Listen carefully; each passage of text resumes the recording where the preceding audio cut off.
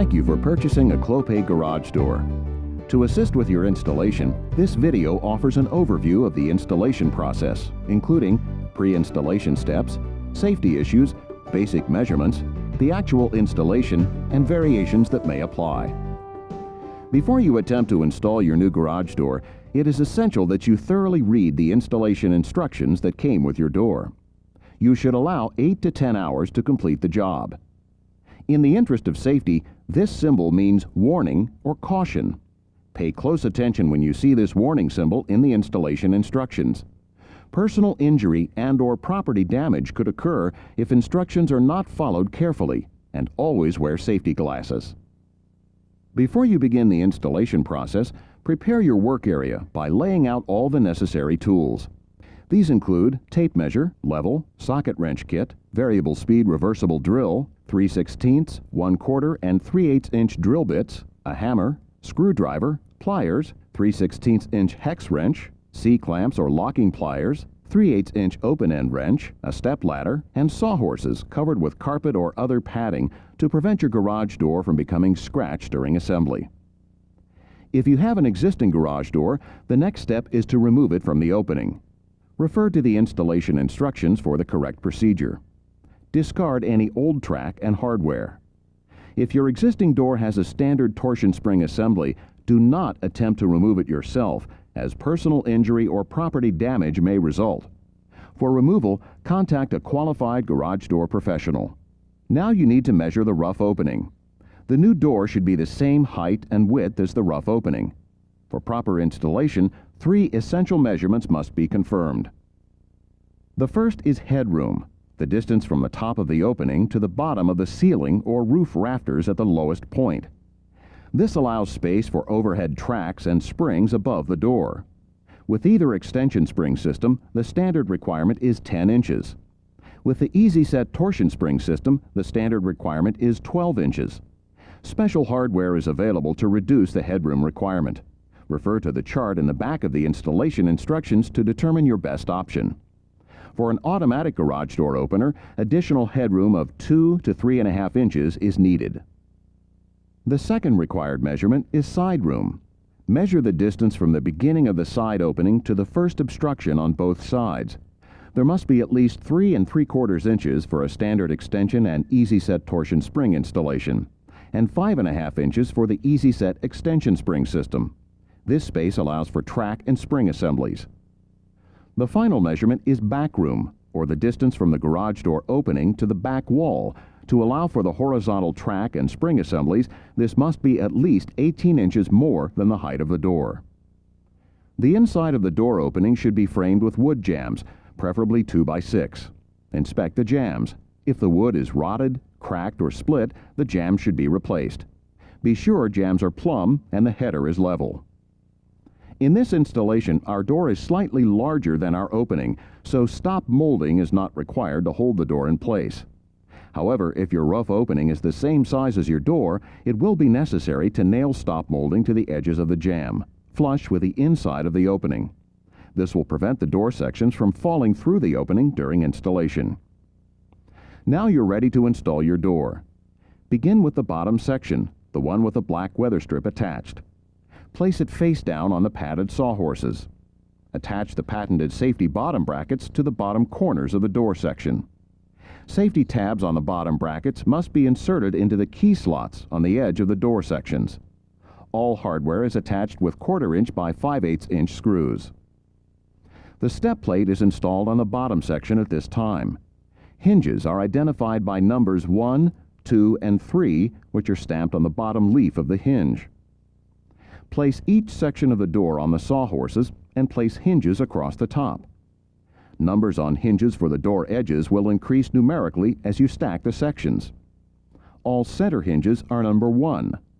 With hardware installed, toe-nail the bottom section to the side jambs.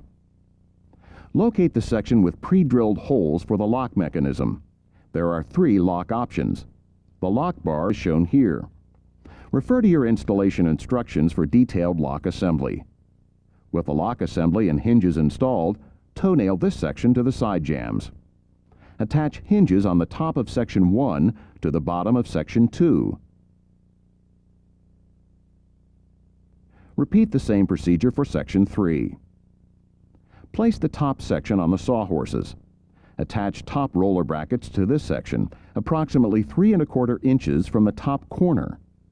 Strut attachment may be required for additional reinforcement on double garage doors. Toenail the top section to the side jambs. Attach the hinges from section 3 to the top section. With all 4 sections in place, you are ready to install the rollers. Place a roller in the top and bottom brackets and in the tubes of each hinge at the end of each section. Some hinges have 2 tubes. Place the roller in the tube farthest from the face of the door. Now install the vertical track.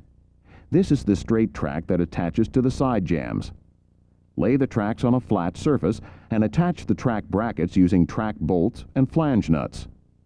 The shortest track bracket should be installed 10 inches from the bottom of the track, with the flange facing the flat side of the track. This ensures proper placement of the track, one on the left and one on the right. Insert the track bolts through the slot of the track bracket with the bolt head to the inside. Use 1 track bolt per bracket. Remaining long track brackets should be centered on the vertical track. Attach the flag bracket to the top portion of the vertical track. On a 1 3/8 inch thick door, use 2 track bolts per bracket, inserting them through the 2 holes closest to the jamb.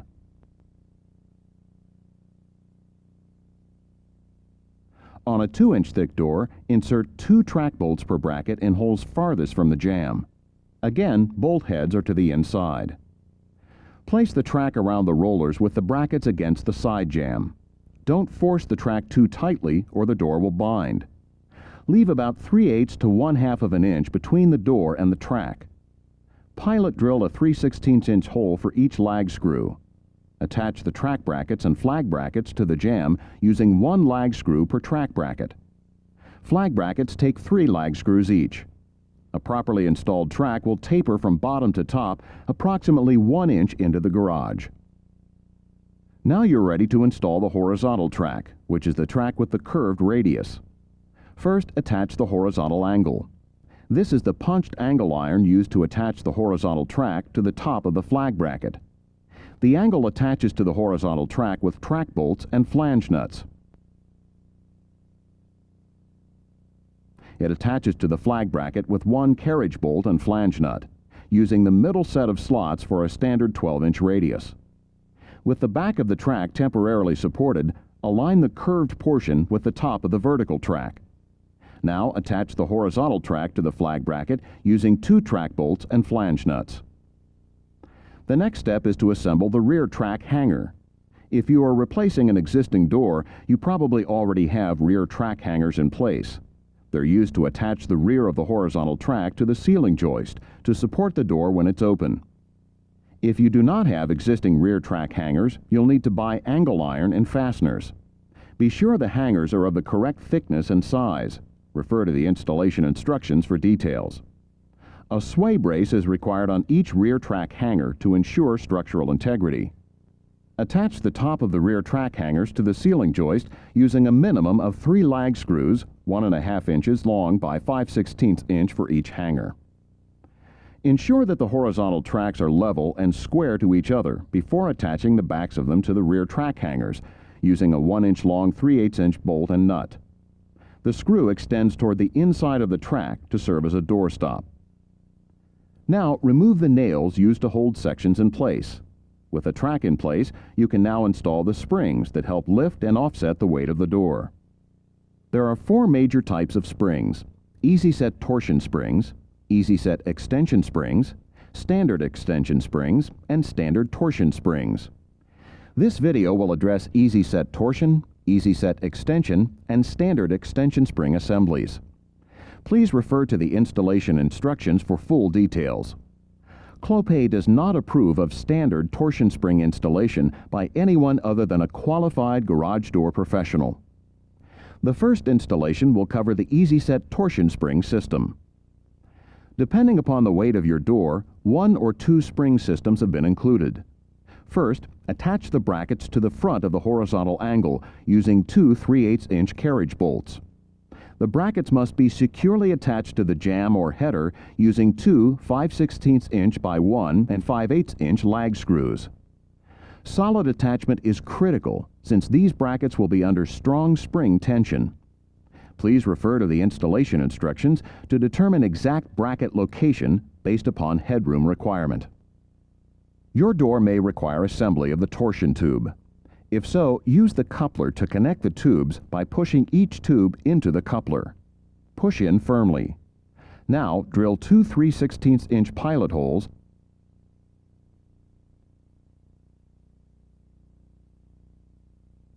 and fasten with two 1/4 inch by 5/8 inch Tek screws. Slide the spring and winding unit onto the torsion tube. Connect the spring and winding unit by snapping the spring plug ears into the slots in the winding unit. Make sure the connection is fully engaged. If you have a double spring system, be sure the spring and winding units have the same color code before you snap them together. Green parts mount on the left. Orange parts mount on the right. Single spring units will mount on the left with a bearing support on the right. Now slide the drums onto the torsion tube. Pay attention to the right and left hand drums. Make sure all set screws are below the surface of the drums. Slide all the components toward the center to expose about 12 inches from each end of the tube. Carefully lift the torsion tube assembly and place the ends of the tube into the cradle of each bracket. Now, pull the tube just far enough away from the bracket to slide the drum into the bracket. Now push the winding unit rails into the bracket slot with enough force to feel and hear a click. This means the unit is securely in place. Repeat this procedure for the other side. Make sure the torsion tube is centered above the door. If your door is over 10 feet wide, snap the center support onto the center of the tube. Next, using two 1/4 inch by 1 inch lag screws, fasten securely to the header or jamb in a diagonal pattern above the center of the door. Sight down the tube to make sure it is straight and shim if required. The torsion tube must be the same distance from the wall throughout its length. Beginning with the left side, finger tighten both screws in the set cone. Use a 3/8 inch wrench and tighten 3/4 of a turn to firmly grip the tube. It is important that the natural gaps between the spring coils are not stretched or compressed before the cone is tightened. Attach the looped end of the lift cable to the button on the safety bottom bracket. Next, pull the cable through the legs of the bracket and header and insert the cable lug into the slot in the drum. Take up the cable slack by turning the drum. Make sure the cable is pulled tightly into the drum grooves. Push the drum against the winding unit and tighten one set screw 3/4 of a turn using a 3/16 inch hex wrench. Now get your 3/8 inch power drill, set it in the forward clockwise position with a 1/4 inch insert bit provided. While maintaining tension on the cable, place the insert bit into the drive shaft of the winding unit. Be careful not to apply excess pressure on the winding unit. Slowly wind the spring 1 to 2 turns. The number of spaces between the stripes on the spring equals the number of winds on the spring. The spring tension will maintain cable tension. Always begin with the left side, then proceed to the right. For a double spring arrangement, repeat the previous procedure on the right. For a single spring arrangement, connect the cable as previously shown and push the drum against the bearing while tightening the set screw. Now refer to the installation instructions to determine the proper number of winds for your spring. Use the drill to slowly wind the spring, stopping when the number of spaces between stripes equals the specified number of winds. Repeat for the second spring if required. The spring is now properly tensioned. Carefully raise the door and stop about halfway open. This is the first time the door is being opened. Check to be sure the horizontal tracks are parallel with each side of the door. Make sure the gap between the edge of the door and track does not exceed about a 1/2 inch. If an adjustment of the rear track hanger is necessary, lower the door first. Please refer to the installation manual for complete instructions. To install the EasySet extension spring system, First, attach the sheave to the sheave fork with a bolt and nut, making sure to place the small black bushing into the sheave fork flange as shown. Now, slide the housing into the metal bracket as shown. Attach the metal bracket with housing to the top of the horizontal angle using 2 bolts and nuts near the flag bracket. Be sure the safety tab is engaged. Assemble the eye bolt onto the rear track hanger as shown, hooking one end of the extension spring over the eye bolt and allowing it to hang down temporarily. Attach the sheave fork assembly to the free end of the spring. Find the safety cable and run the looped end through the extension spring and over the eye bolt. Feed the free end of the safety cable through the black bushing installed on the flange of the sheave fork and into the key slot on the metal bracket. Pull the cable taut and clamp it into place with a 1/4-inch sheet metal screw.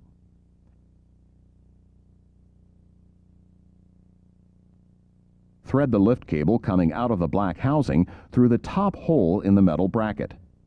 Then run the cable under and around the spring sheave and over and around the stationary sheave affixed to the back of the metal bracket.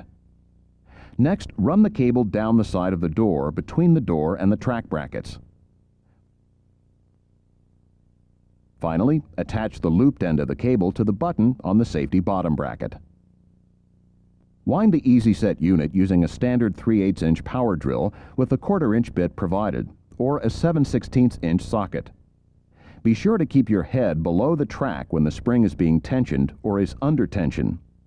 The spring is fully tensioned when the nylon bushing on the sheave fork covers the red mark on the safety cable. Repeat this procedure for the other side of the door. Carefully raise the door and stop about halfway open. This is the first time the door is being opened. Check to be sure the horizontal tracks are parallel with each side of the door. Make sure the gap between the edge of the door and the track does not exceed about 1/2 inch. If adjustments of the rear track hanger is necessary, lower the door first and remove all tension from both springs following the directions in the installation instructions. For a standard extension spring assembly, follow these steps. Assemble the sheave into the sheave fork and attach with a bolt and nut.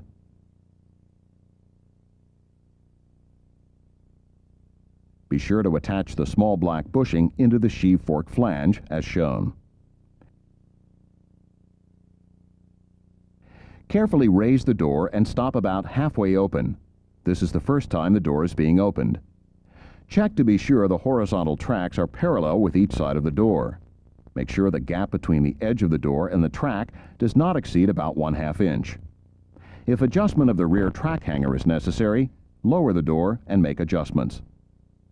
After these checks are completed, lift the door and clamp it into place with a pair of locking pliers or C-clamps. You may need assistance with this as the door may be heavy. Next, assemble the eye bolt onto the rear track hanger as shown. Hook one end of the extension spring over the eye bolt and allow it to hang down temporarily. Affix the sheave fork assembly onto the free end of the spring. Attach a sheave in the 3rd hole on the horizontal angle, approximately 4 inches from the wall, using a bolt and nut. Locate a lifting cable which has a loop on one end. Attach the looped end over the button on the safety bottom bracket. Thread the cable over and around the sheave on the horizontal angle. Continue threading the cable over and around the spring sheave. Tie off the free end to the 3-hole clip as shown. Hook the 3-hole clip to the front of the horizontal angle using an S-hook. Find the safety cable and tie one end to the rear track hanger above the eye bolt.